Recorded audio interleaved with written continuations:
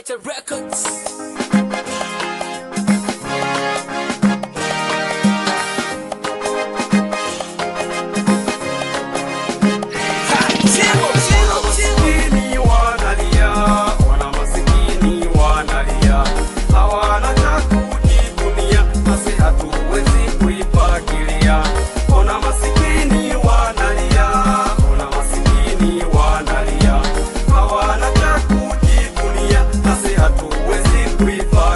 Angalia yule ambaye anatoka kijijini na angalia yule ambaye anatokea mjini, utaona tofauti yao ni kubwa sana.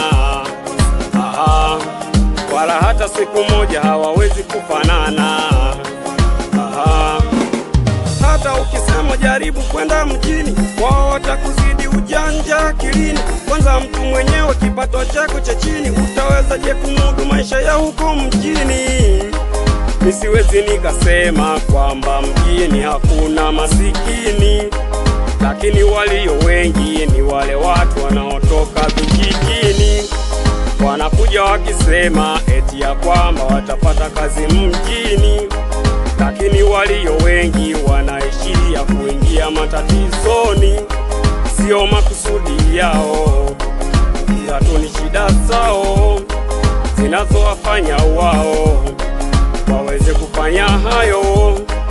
Sio makusudi yao, ila tu ni shida zao zinazowafanya wao waweze kufanya hayo. Ndo maana nasema mjini hadi ujipange, sio unafika huko naanza kubuya madonge. Wengi wamekuja huku tu kusaka tonge, lakini walio wengi wanaishia kunywa pombe.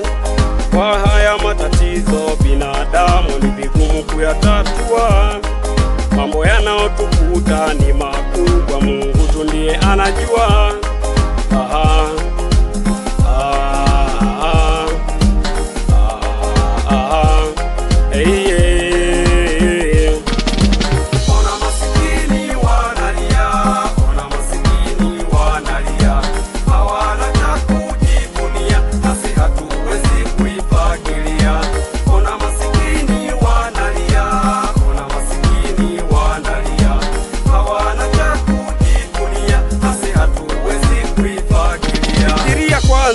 Kwa nini ila aliye tajiri anapendelea kujenga mjini?